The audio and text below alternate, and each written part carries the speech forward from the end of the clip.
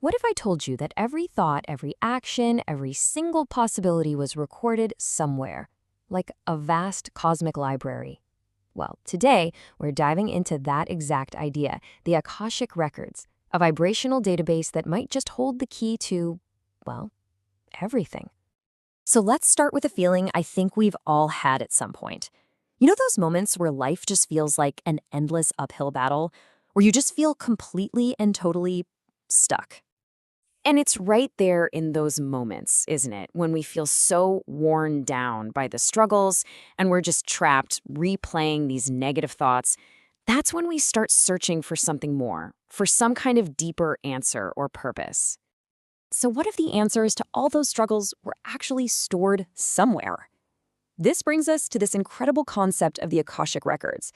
But what are they really? Okay, the name itself gives us a huge clue. It comes from the Sanskrit word akasha, which means something like ether or atmosphere. Now, in a lot of spiritual traditions, akasha is seen as the very first, the most fundamental element, the stuff from which everything else, earth, air, fire, water, is made. But here's where the scale of this thing just gets mind-blowing. This library supposedly contains everything. It's not just a history book, it's a living, breathing record of the past, the present, and even every possible future. And get this, it holds the complete story of every single soul's journey. Ever. All right, this immediately raises a huge question, right? If this incredible, all-knowing library actually exists, where in the universe is it? Well, the records are said to be stored at the most fundamental point of all existence, a place called Paramdam, which is like the central point from which infinite universes spring into being. You can almost think of it as a cosmic central server. But here's the twist. The records aren't just in some far-off central place. The scale suddenly flips from the infinitely huge to the infinitely tiny. The idea is that they are also right here, encoded in every single particle of our planet. So the core idea here is that this cosmic knowledge is completely, totally omnipresent. It's not something you have to travel light years to find. It's literally embedded in the fabric of our world, in the ground we walk on, and even in every drop of water. The entire universe reflected in the smallest part of it. I mean, to really put that into perspective, the idea is that every word ever spoken, every single vibration ever created, still exists in this field.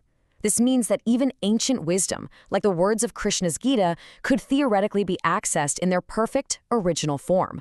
Nothing is ever truly lost.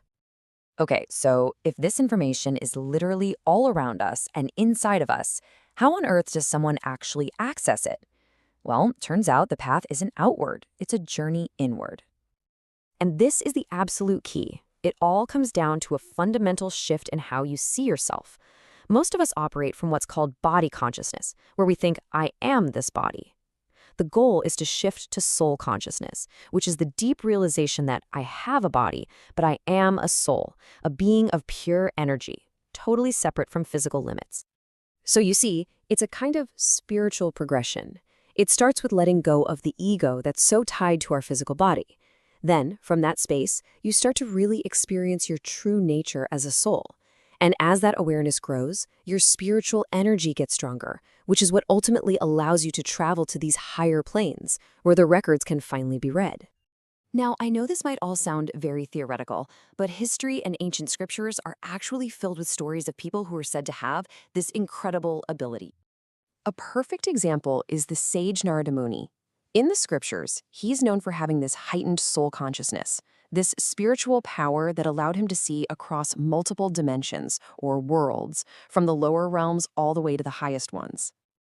I mean, just look at this list. His legendary expertise across such an incredible range of subjects, from sacred texts and history to philosophy and astronomy, is seen as proof of this ability.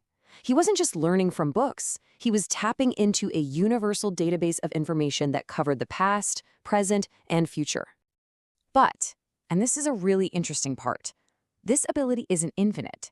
Even for these unbelievably powerful souls, the journey to access the Akashic Records has its own rules and, yes, its own limits. And here we find this fascinating rule. A soul can apparently only access the records up to its own vibrational level, its own home turf, you could say. So, a soul that originates from our universe could see everything within it, but it couldn't see the records of a higher realm beyond it. And so that leaves us with this final, lingering thought. If this library of all knowledge is real, and the key to opening its doors lies within our own consciousness, well, then the real journey isn't just about reading the records. It's about discovering just how far your own soul is willing to go.